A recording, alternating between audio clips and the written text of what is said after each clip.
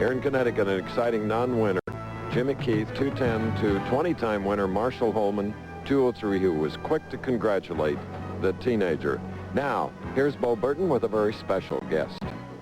Thank you, Chris. With me is the president of the Women's International Bowling Congress, Helen Baker. And Helen, you run one of the largest organizations in the world, and I know you're excited about the Olympics. Tell me what's coming up in women's bowling. Well, we believe that the Olympics is going to be a terrific boost, not only to women's bowling, but to youth bowling. Because if we can get in the Olympics, which we're trying very hard to do, we think that it will interest the youth in coming back into bowling and being able to represent their country just as they do in other sports. Very interesting. You have over 3.5 million members of the Women's International Bowling Congress. What is your group doing here in Hartford? Oh, we're conducting our championship tournament, and we will have, up until about June 3rd, we'll have 37,000 very enthusiastic women bowlers going through here. Well, Helen, you run a first-class organization. I look forward to seeing you again. And, Chris, we're ready for an exciting, exciting championship match. Helen, thank you. Thank you. All right. Lovely lady, Mrs. Baker. Here we go now with the championship match. From Pompano Beach in the striped shirt, crankin' Bob Handley. And from West Palm Beach, Jimmy Keith. Two power players. Watch them crank it up. Keith getting into this final game with a 210-203 victory over Marshall Holman. Both players need to win to get into the Firestone. Handley to re-qualify. Here getting behind the teenager, Jimmy Keith, who has left the 7 pin. The youngest player, as we look at the pins, to win a tournament was Norm Duke at 18. Jimmy's 19. Chris, the action of the head pin is a savior for this young man. The 2 pin remains standing. Watch what happens when the head pin and this power take over. Head pins the sideboards, out of action, drives in the 4, takes out the 2. All right. Now, our first look in 103 weeks at Bob Handley. That's as long as it's been that he's been on TV. 9-year veteran, 3 championships. An exciting player, originally from Kansas. Handley, a tough experience. Once had a 289 in the championship round on this pair. I think he'll take the bull by the horns in the early going. And the man we call the stalker, when he moves from a stationary position to the line. Well, style very similar to Jimmy Keith, a little more upright. He cups that wrist, rolls that ball back, and then he drives through that pivot step. Good uplift at the foul line, puts the pro move on it, and the pins have no chance. Only person that can foul with the right foot. You're right, Chris. 1981, he had a hot streak going, had a 289 game, started with 3 in a row as you see him cup it. He had his right foot slide around and kick the foul line. I'd never seen that before. Now Handley to take the lead. Look at that. He's been waiting in the wings, as our tournament director, Harry Golden, would say. And he's been over there practicing a little bit, and he starts out with a double against Jimmy Keith, who's now shooting in the second frame, a spare up. To get an idea of how much Jimmy Keith hooks the ball, many people have seen Bob Handley. He looks like a straight ball player compared to this young man here in the championship game.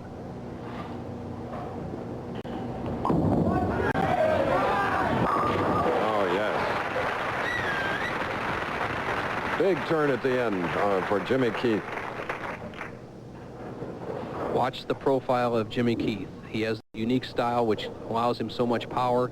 He rolls that ball back on his wrist. Now watch it snap through. Hand down, no turn. You see him just drive straight up, nice and smooth.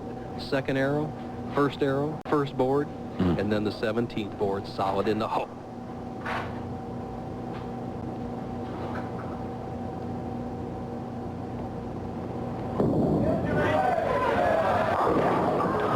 Well, he thought he had them all.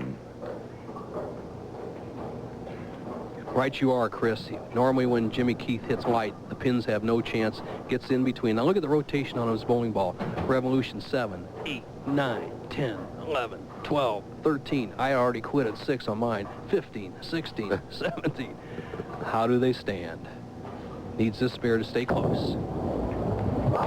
Fast. The young gunslinger on the bowling lanes. He looks the part, doesn't he? Jimmy Keith. Now Bob Handley double up, shooting in the third.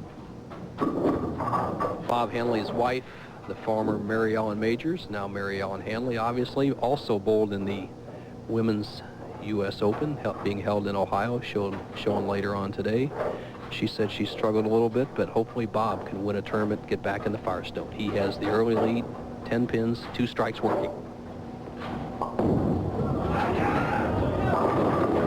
Now he has 3. The man who averaged 246 for 8-game matches, winning 7 of them to move from 7th to 1st after the 5th round. 42-game format. Handley started a bit slow. 40th place, moved up to 16 in the evening block, qualified 7th, stayed 7th, and on Friday, in the 5th and 6th rounds of match play, he took the lead, averaging a fabulous 249 Friday morning. Led this tournament by right around 100 pins. Right now, he has the 20-pin lead. After 3 frames, can extend to 30 with an additional strike. Well, now it's only the 5-pin. On the left lane, ending the streak at 3. And is he happy with this shot? Once again, you see the value of the head pin. It goes to sideboard, fiddles over around between the 2, 4, and 5, knocks out the 2-pin, and he leaves Bob a very easy spare. After 4 frames, he will have a 19-pin lead.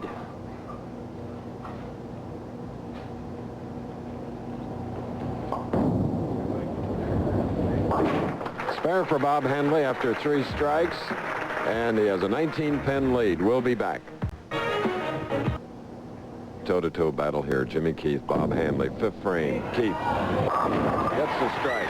Farther away because he's running behind our allotted time. In the 4th frame, he left the 316, marked with a spare, however. So 22-pin lead by Bob Handley. If you just joined us, he opened as the tournament leader, 3 in a row, marked with a spare. He will now be shooting in the 5th frame. Bob Handley, a former school teacher, was a history teacher in Kansas, gave that up for professional bowling. So far, it's been a wise decision. He's won over $500,000 in the Pro Tour. Beautiful strike for Bob Handley, 34 years old. As far this year, 10,230. Winner's share today is $23,000. Next week, it's $50,000 to the winner at the Firestone Tournament of Champions.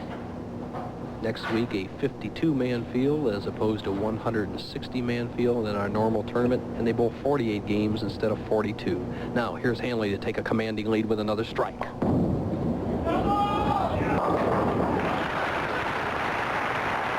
Early on his game today, remember, as a tournament leader, he has to watch them bowl 3 games.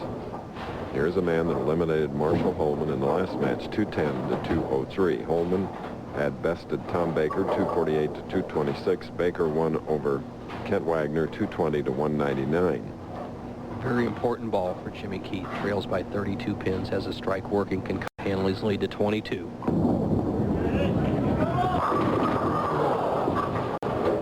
Again, on the right lane. You could hear the crack of the pins as Keith's ball drove in from the very first board. Handley not even looking. I wouldn't want to watch either, Bob, if a guy had that much power. But Keith definitely in trouble. Needs to make this spare. He'll still be in arrears by 20, 32 pins through 6 frames.